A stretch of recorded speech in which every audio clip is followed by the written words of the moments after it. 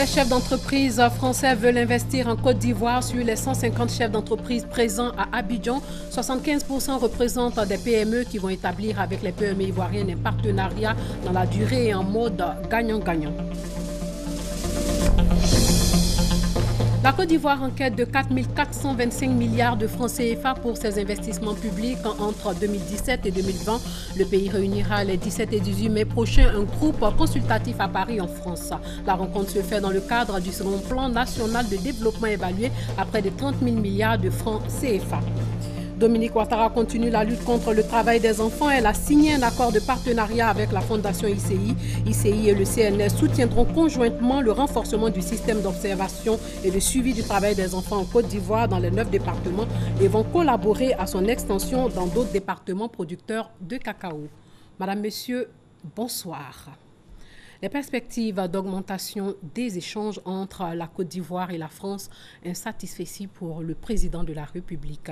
Le président de la Côte d'Ivoire qui, par une croissance forte et inclusive, veut créer des emplois et améliorer les conditions de vie tout en réduisant le taux de pauvreté de moitié à l'horizon 2020. Alassane Ouattara en a parlé avec la délégation du mouvement des entreprises de France, le MEDEF. Le reportage de Jérôme Kofi à Bolan.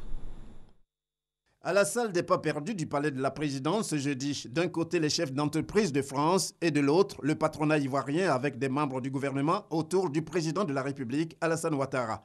Cette rencontre comme une preuve de confiance entre la Côte d'Ivoire et la France, comme l'a indiqué le ministre de l'Industrie et des Mines, Jean-Claude Brault.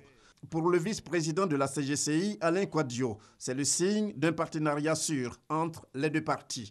Lui emboîtant le pas, le président du MEDEF, Pierre Gattaz, a fait savoir que la Côte d'Ivoire et la France, conformément à l'histoire, doivent toujours œuvrer ensemble.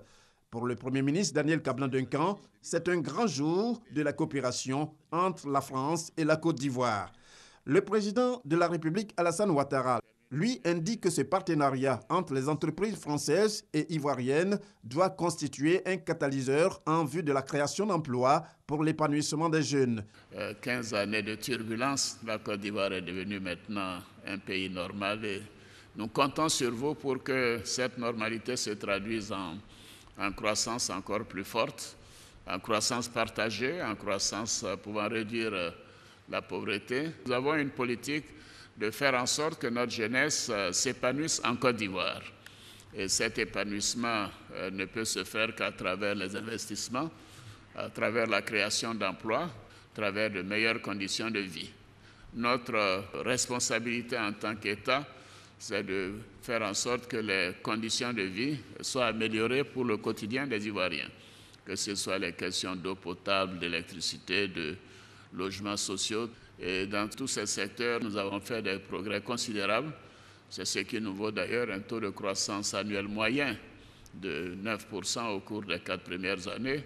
Et notre ambition, c'est de maintenir ce taux de croissance au-delà de 7-8% jusqu'en 2020, pour nous permettre de réduire la pauvreté de moitié et aussi pour essayer de renforcer davantage l'emploi des jeunes.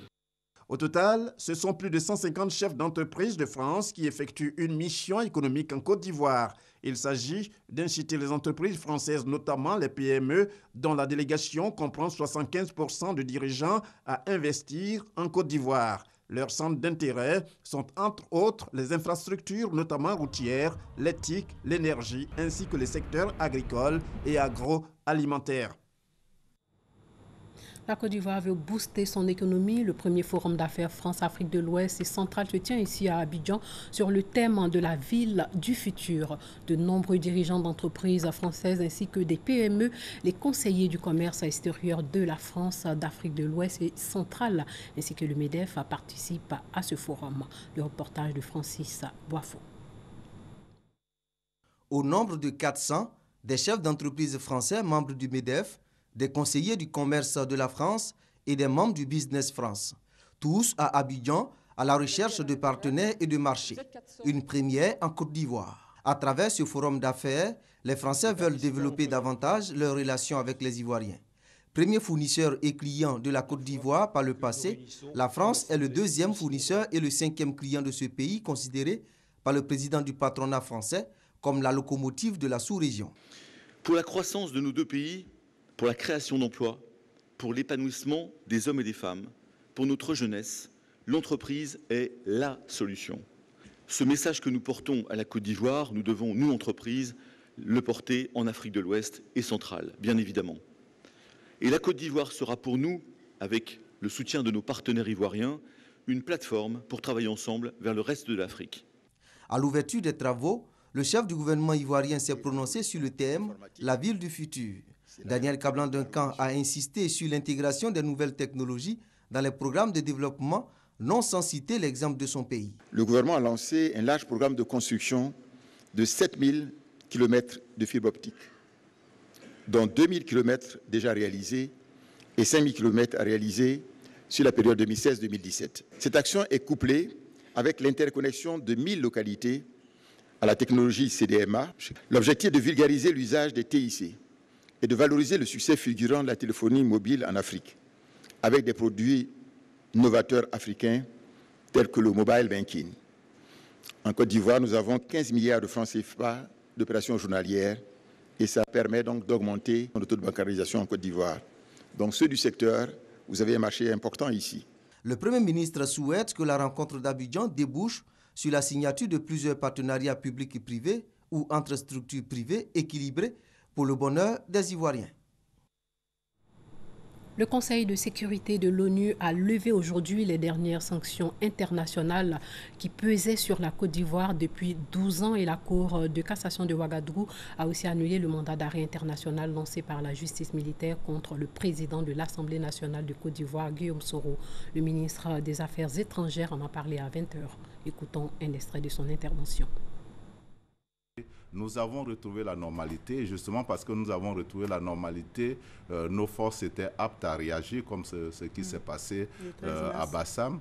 Alors donc tous ces efforts sont récompensés aujourd'hui par notamment le dernier rapport du secrétaire général, le groupe des experts qui est passé au niveau de la Côte d'Ivoire et donc aujourd'hui 2 résolutions importantes ont été décidées au niveau des Nations Unies, la levée de l'embargo vis-à-vis des armes et du matériel connexes à destination de la Côte d'Ivoire et puis ensuite la prorogation du mandat de l'ONU.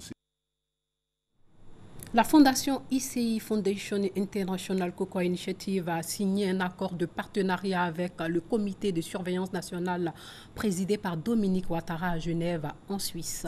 Il s'agit de promouvoir la protection des enfants dans le secteur du cacao ivoirien. L'accord élargit le soutien mutuel existant dans les domaines prioritaires du plan d'action national 2015-2017 pour l'élimination du travail des enfants, en particulier le renforcement et l'extension du système d'observation et de suivi du travail des enfants en Côte d'Ivoire. Au cours de cette cérémonie de signature, Mme Esther Aldet, maire de Genève, personnalité haute, a apporté le soutien de sa ville à ce partenariat entre le CNS et la Fondation. Même son de cloche pour le directeur exécutif de la Fondation ICI, il a salué ce partenariat et loué le dynamisme de la Première Dame ainsi que son leadership dans la lutte contre la traite, l'exploitation et le travail des enfants. Saisissant l'occasion, la Première Dame de Côte d'Ivoire, Dominique Ouattara, a tenu à préciser que l'on devra éviter de considérer que les enfants qui accompagnent leurs parents après l'école soient systématiquement comptabilisés comme enfants travailleurs ou enfants exploités. Les spécialistes, au cours de leurs différentes enquêtes, comme celle de Tulane, répertorient les enfants qui accompagnent leurs parents dans les travaux champêtres ou domestiques occasionnels comme enfants travailleurs, au même titre que les enfants qui sont réellement victimes d'exploitation et déracinés de leur foyer.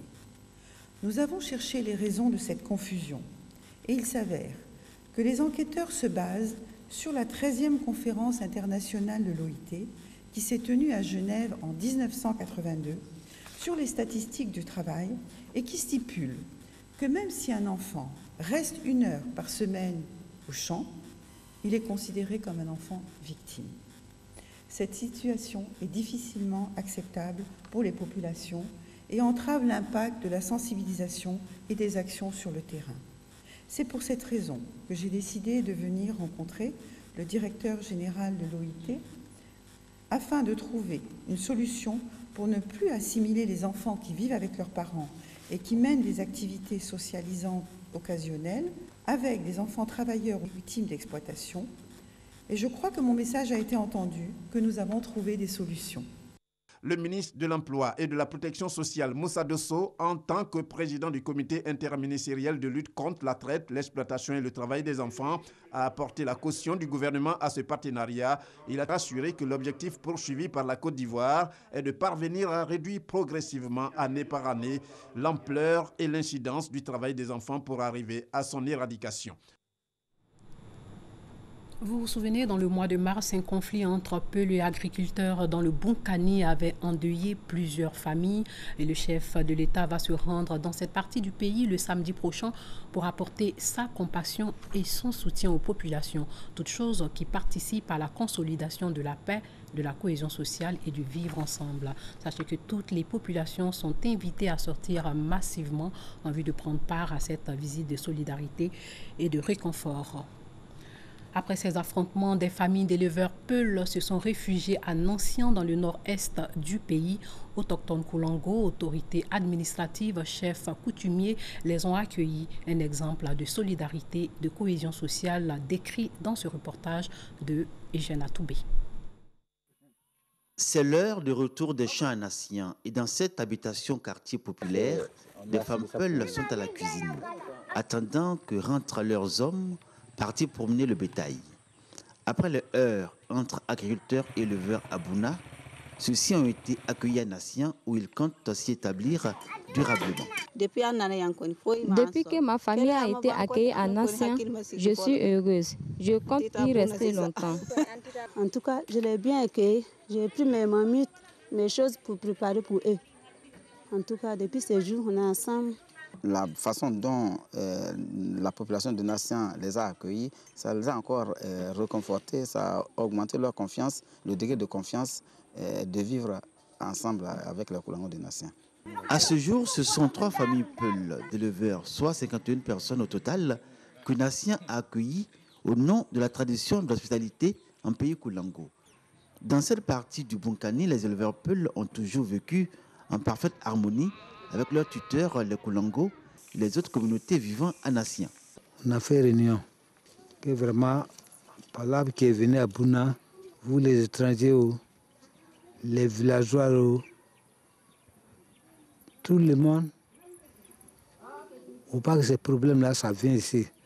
Celui qui a un problème, même si on a toussé, s'il n'est pas content de venir voir le chef du village ou au roi, puis on va arranger cette affaire-là. Derrière l'apparente sérénité, le spectre du contre-coup des violences de Bouna, ce que craint une bonne partie de la population de Nancian. Nancian où l'on retrouve les 3 parties hier en conflit, en l'occurrence les éleveurs Peul, les lobbies et le Koulango. À 68, c'est ça le premier lobby arrivé à Nancian. Donc il n'y a pas de problème, il n'y a pas de palabre entre nous. On est venu de trouver ceux qui sont toujours devant. Et nous, on les suit. C'est ce qu'ils disent que nous, on accompagne. Il n'y a pas de palabre entre nous. Il n'y aura pas de palabre. De tout temps, dans toutes nos approches avec les populations, nous demandons de préserver la paix, la cohésion sociale entre les différentes communautés. C'est notre bien le plus précieux ici. À Nancian, on est convaincu que la préservation de l'harmonie intercommunautaire et la cohésion sociale sont l'élément moteur qui va impulser le développement de ce département. Notre souhait, le plus ardent, que la voie qui nous relie à Salé soit prise en compte par les pouvoirs publics, que le bac soit mis à haut pour que nos relations commerciales ou nos déplacements vers le centre du pays ne passent plus par l'est du pays, mais que ça passe directement par le centre. C'est que cette localité de la région du Bonkani reste encore enclavée. Tout y manque et appelle à l'urgence pour sortir de sa léthargie. Le gouvernement veut venir à bout du grand banditisme dans tout le pays. À San Pedro, les coupeurs de route et autres criminels sont traqués par le CCDO qui s'installe là-bas. Le centre de coordination des décisions opérationnelles va assurer la sécurité de tout le Bas-Sandra. Cette force va aussi lutter contre le terrorisme. À Boussanougou. Le CCDO, le Centre de coordination des décisions opérationnelles, désormais présent dans la région de San Pedro. Les éléments de cette unité d'élite de lutte contre l'insécurité seront très visibles dans cette grande région réputée pour être une zone de prédilection des coupeurs de route et autres grands bandits. Et leur mission est de les traquer afin de faire revenir la quiétude au sein de la population. Leur installation officielle s'est faite en présence du ministre d'État, ministre de l'Intérieur et de la Sécurité Ahmed Bakayoko. Le coordonnateur du CCDO, Youssouf Kouyaté, a invité les populations de San Pedro à réserver un bon accueil aux éléments de cette unité. À nos frères, policiers, gendarmes, militaires de San Pedro, le CCDO ne vient pas en concurrent, mais en partenaire. Pour continuer avec vous le travail que vous avez toujours su faire pour la population de San Pedro, celui de veiller sur leurs personnes et leurs biens. Le ministre d'État, ministre de l'Intérieur et de la Sécurité Ahmed Bakayoko a exhorté la population à une franche collaboration avec les forces de l'ordre. Quand les populations voient un corps habillé, ils doivent être rassurés, ils ne doivent pas être angoissés. Seuls les bandits et les hors-la-loi doivent avoir peur. Je demande aux élus, aux cadres, de leur faciliter le travail, de travailler en bonne intelligence avec les responsables. Je demande aux populations de redoubler de vigilance. Si vous voyez des choses qui ne tournent pas rond, il faut le dénoncer aux responsables. Si vous voyez des gens et on voit qu'ils ont des activités particulières, ça ne coûte rien, il faut les dénoncer. L'unité d'élite de lutte contre la criminalité dans la région de San Pedro a bénéficié de véhicules tout-terrain et d'équipements. Une visite des locaux a ponctué la cérémonie. La Côte d'Ivoire cherche à mobiliser 4 425 milliards de francs CFA auprès de ses partenaires pour combler les besoins de financement pour ses investissements publics projetés sur la période 2017-2020. Le pays réunira donc les 17 et 18 mai prochains un groupe consultatif à Paris, en France. La rencontre se fait dans le cadre du second plan national de développement évalué à près de 30 000 milliards de francs CFA. Niale Kaba, invité des rendez-vous du gouvernement, en a parlé au cours des échanges qu'elle a eus avec la presse. Nancine Bakayoko et Adama Kone ont participé à la rencontre. Le gouvernement appelle la communauté financière internationale à soutenir ses efforts dans la mise en œuvre du Plan national de développement PND 2016-2020. Le groupe consultatif des bailleurs de fonds prévu les 17 et 18 mai prochains à Paris va permettre de mobiliser 4 425 milliards de francs CFA. Partenaires techniques et financiers, secteur privé national et international, ensemble, mettons le cap sur l'émergence de la Côte d'Ivoire pour assurer un succès franc au groupe consultatif pour le financement du PND 2016-2020. La stratégie du gouvernement repose sur une transformation structurelle de l'économie avec comme moteur les pôles de compétitivité et la transformation des produits de base à l'exportation. À ce groupe consultatif, la part belle sera faite au secteur privé, notamment dans le financement des grands projets structurants, l'industrie et l'agroalimentaire.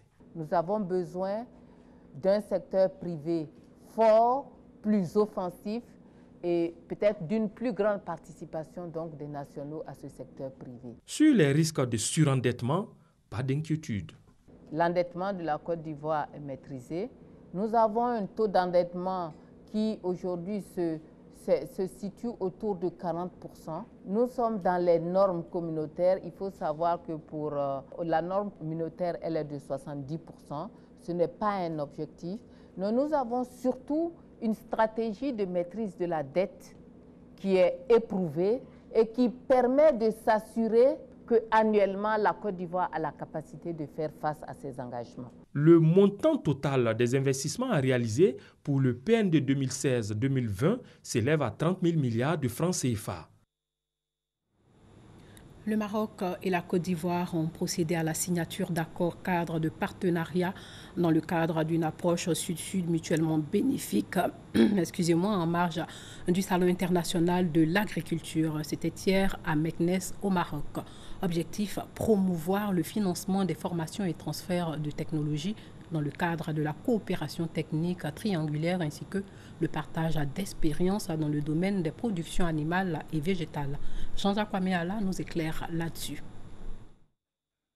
Ces accords au nombre de 3, signés en présence des ministres ivoiriens et marocains, de l'agriculture entre l'Agence nationale d'appui au développement rural, ANADER de Côte d'Ivoire, et l'Agropole Afrique APACI, l'Agence marocaine de coopération internationale et l'Agence de développement agricole ADA, toutes du Maroc, va booster le secteur agricole de Côte d'Ivoire. Oui, ce sont des accords qui visent vraiment à un transfert de compétences. Nous savons que ces deux structures avec lesquelles notre Agence nationale de développement rural a signé sont des structures qui ont fait leur preuve dans le cadre de la mise en œuvre du plan Maroc Vert.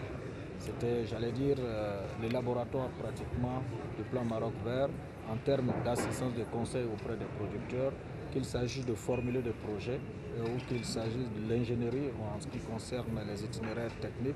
Ces partenariats concernent la formation, l'implémentation de nouvelles technologies, la création d'infrastructures agro-pastorales et la promotion des produits agro-industriels.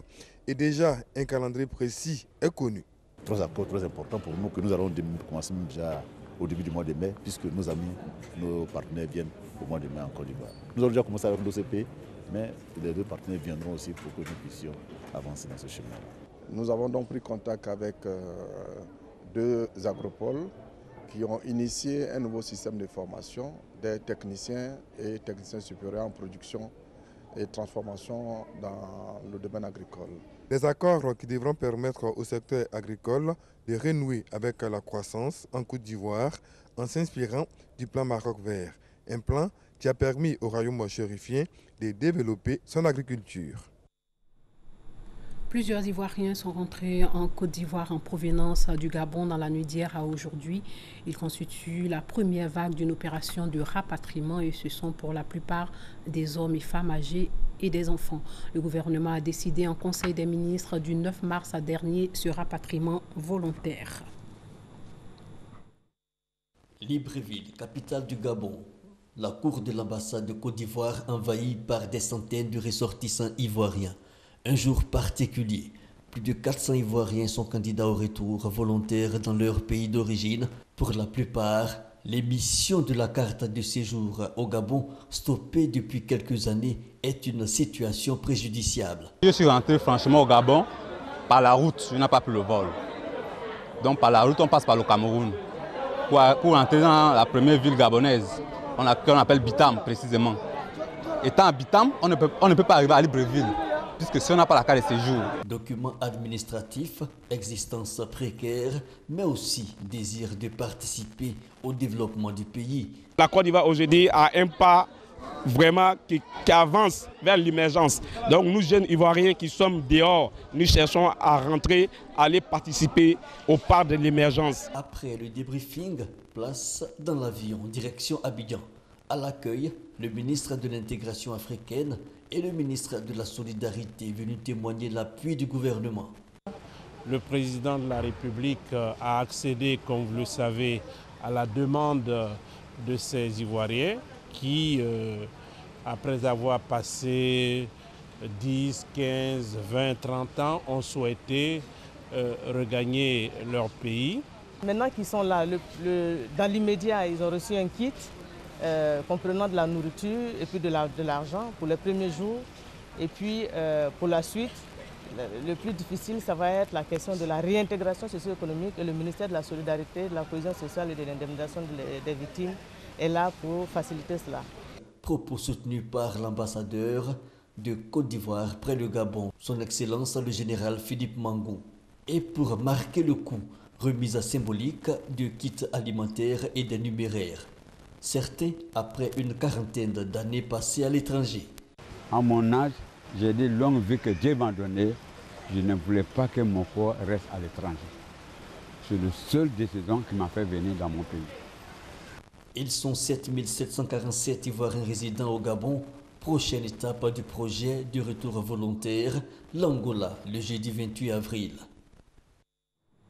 Des experts en santé de la mère et du nouveau-né d'Afrique francophone réfléchissent sur les voies de réduire les décès maternels et des nouveau-nés dans leurs pays respectifs. Les réflexions se passent à Yamoussoukro et vont durer jusqu'à demain. Léon Brou. Plus de 1500 décès de mères et 600 décès d'enfants pour 100 000 naissances vivantes. Ce tableau ivoirien de la santé maternelle et néonatale partagé par l'Afrique francophone au sud du Sahara. Mieux, dans ce même espace, les causes de ces décès, toujours selon l'OMS, sont les mêmes. Première cause, l'arrivée tard dans la structure de santé. Deuxièmement, la mère qui est venue accoucher est prise en charge dans des conditions pas toujours adéquates. Quelquefois, quand elle accouche, il y a la qualité de la prise en charge. Comment faire la délivrance? La faire à temps? Non. Si cela n'est pas fait, la femme saigne, elle meurt. Quelquefois, dans le postpartum, les complications qui surviennent ne sont pas suffisamment prises en compte et la femme meurt. Et d'ajouter que les initiatives de l'OMS, des États et même des experts pour améliorer la qualité des services de santé maternelle et infantile sont légion, tous s'accordent sur la nécessité de changer la donne. Dans le contexte actuel de technologies avancées et des progrès scientifiques, il est inadmissible de voir une femme perdre la vie en voulant donner la vie et un nourrisson mourir dès les premières heures de sa naissance. Et ce qui est encore regrettable, c'est que la quasi-totalité des causes de ces décès sont évitables. Mais comment éviter ces décès? Les experts de la santé maternelle et infantile ont 4 jours, du 26 au 29 avril 2016, pour répondre sous l'éclairage de l'OMS. En clair, ils seront outillés pour améliorer à tout le moins la surveillance des décès maternels et riposte en abrégé SDMR déjà mise en œuvre dans les États. Cela s'entend notamment qu'il faille rendre fonctionnelles toutes les instances de coordination de la santé maternelle et infantile, renforcer la lutte contre les décès maternelle et infantile depuis la formation de base des agents de santé. Le couple mère-enfant toujours au cœur des préoccupations, la famille aussi. Le ministère de la Promotion de la Femme, de la Famille et de la Protection de l'Enfant a besoin de 360 milliards de francs CFA pour la réalisation de son plan de travail annuel. Efrazi Yao l'a dit à l'ouverture d'une rencontre avec les partenaires au développement. L'autonomisation des femmes et la valorisation des compétences féminines, l'épanouissement des citoyens dans le cadre de la famille et la protection et promotion des droits de l'enfant devraient susciter l'attention des partenaires au développement. 360 milliards de francs CFA pour promouvoir le genre, assurer l'autonomisation des femmes, l'épanouissement des familles et des enfants. Pour réunir cette somme, la ministre de la Promotion de la Femme, de la Famille et de la Protection de l'Enfant fait du lobbying auprès des partenaires au développement. Occasion pour elle de présenter, entre autres, les nombreux atouts et compétences féminines en Côte d'Ivoire. Nous leur avons dit que le genre est un outil qui leur permet d'analyser, de faire des diagnostics et d'orienter le développement de telle sorte qu'on ait un développement durable et équitable. Et nous attendons que les partenaires se prononcent sur les 5 programmes que nous leur avons présentés et qui nous disent quels sont les aspects techniques qu'on peut améliorer parce que nous sommes ensemble et quels sont les financements qui peuvent annoncer dès aujourd'hui. Les partenaires n'ont pas manqué de témoigner leur engagement à cette cause capitale dans le processus de développement d'une nation. Nous devons travailler sur le leadership et la participation des femmes pour accompagner les femmes et renforcer leurs capacités, par exemple dans le cadre électoral, aider le ministère à faire ce plaidoyer. De plus important sera la mise en place d'un cadre de coordination et là aussi nous pouvons accompagner le ministère. Surtout pour la collecte des données statistiques. Après le lobbying auprès des ambassadeurs, agences des Nations Unies, ONG et institutions financières, reste maintenant la phase de recueil des aspirations, besoins et préoccupations de tous les acteurs. Des informations qui vont par la suite être traduites en actions gouvernementales. Le coût de l'électricité, le renouvellement du permis de conduire et la cherté de la vie suscitent l'indignation au sein des populations ivoiriennes depuis quelques semaines déjà. Une grogne sociale au centre des échanges entre le ministre du Commerce, Jean-Luc Billon, la presse et les consommateurs. Jean-Luc Billon a évoqué un changement pour l'amélioration de la qualité de vie des populations. Après le lancement de l'opération de vérification des instruments de mesure, moyen de lutter contre la cherté de la vie, Jean-Luc Billon, ministre du Commerce, multiplie les rencontres avec différents acteurs de la société ivoirienne. C'est avec les médias que le ministre a d'abord échangé sur la question de la vie chère. La Côte d'Ivoire et Abidjan en particulier est une place chère où nous sommes toujours classés dans les 50-60 villes les plus chères du monde. C'est un combat à mener et ça concerne l'ensemble de la compétitivité de notre économie. Après cette rencontre, le ministre du Commerce a ensuite discuté avec les associations de consommateurs et la question de la cherté de la vie a été une fois de plus le point principal des échanges. Prix de l'électricité que nous ne supportons pas, les produits de grande consommation. Nous sommes venus lui exprimer tout simplement les mécontentements, les angoisses, les peines des Ivoiriens face à une vie chère. Jean-Luc Bion s'est voulu rassurant sur les actions à mener très prochainement pour soulager les Ivoiriens, sans oublier celles déjà menées. Nous sommes tous des consommateurs, nous sommes tous concernés et nous allons apporter les satisfactions que nous pourrons apporter. Le ministre a indiqué en définitive que la loi sur la consommation adoptée en Conseil des ministres et qui devra être défendue à l'Assemblée nationale va donner plus de devoirs aux commerçants et plus de droits aux consommateurs. Avant de nous dire au revoir, sachez que le corps de Papa Wemba, arrivé ce matin à l'aéroport de Kinshasa, la capitale de la République démocratique du Congo, a été accueilli par une foule en pleurs. La Côte d'Ivoire a dépêché 2 ministres en RDC, Maurice Kwaku Bandama, le ministre de la Culture, et la ministre de la Solidarité, Mariatou Kone. Plusieurs artistes, musiciens étaient également présents à l'aéroport. Les obsèques officielles auront lieu lundi et mardi au Palais du Peuple. C'est la fin de ce journal. Merci de l'avoir suivi. Portez-vous bien.